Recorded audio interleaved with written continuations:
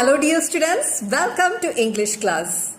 In this video, we are going to learn a new poem from your Honeydew textbook, that is Poem 1, The Ant and the Cricket.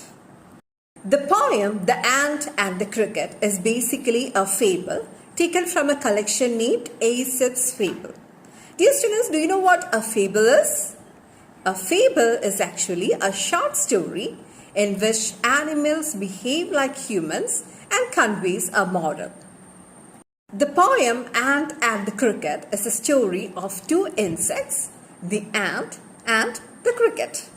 The cricket is silly, he is lazy and is not at all hardworking. He never cares about his future, whereas ant is wise and hardworking.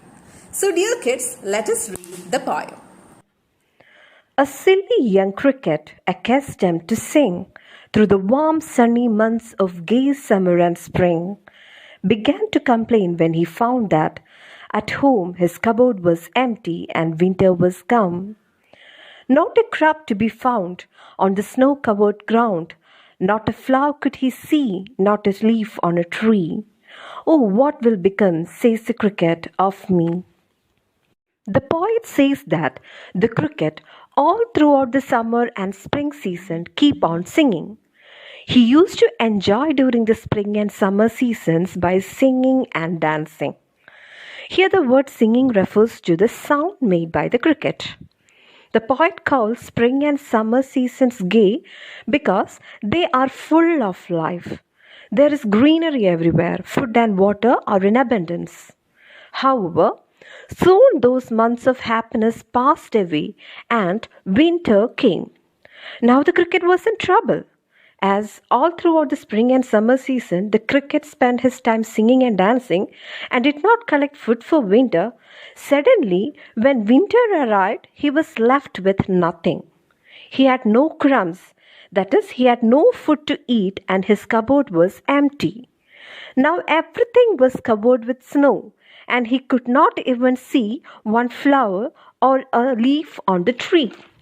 And now he was tensed, and he didn't know where to go, how to survive, what to eat, and how to live.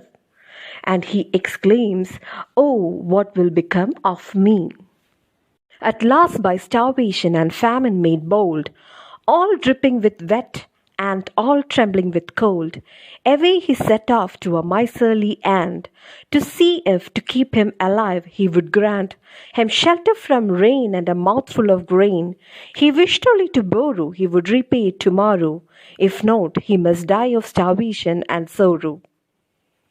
Now, as the cricket had no food, he was hungry, he was starving. He thought that he need to do something to survive. Then all of a sudden, an idea came to his mind. He thought of going to a miserly ant.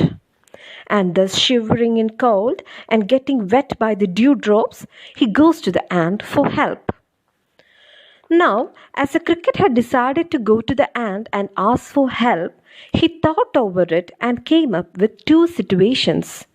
First, if the ant helps him, what will happen? And secondly, if the ant denies, then what will happen?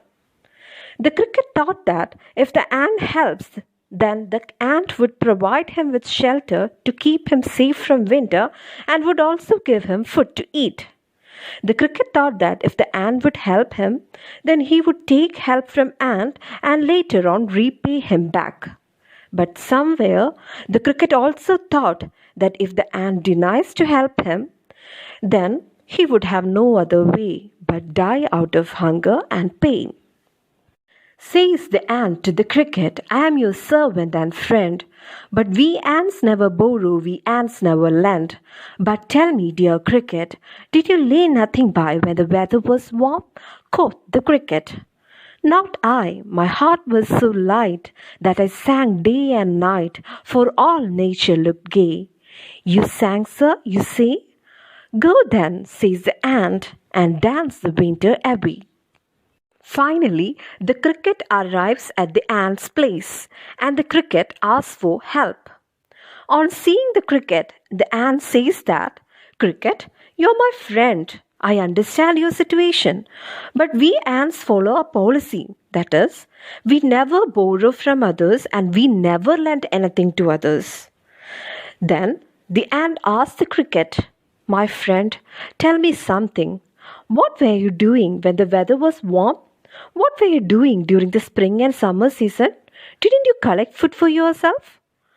On listening to the question, the cricket answered saying that, "No, and I didn't collect food because I was so happy seeing the beautiful summer and spring season, and I danced and sang all day long." The cricket thought that the beauty of the summer and spring season will always remain there. He never cared about the future.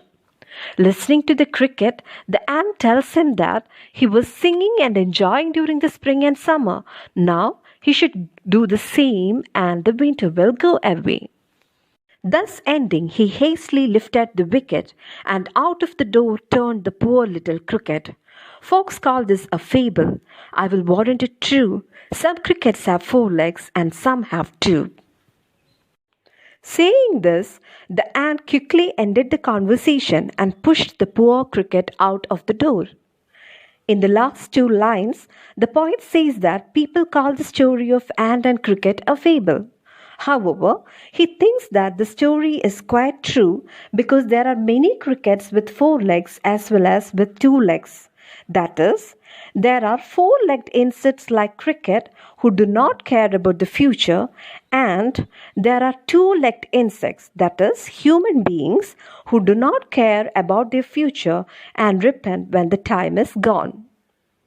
So dear students, I hope you understood this poem. Thank you for watching.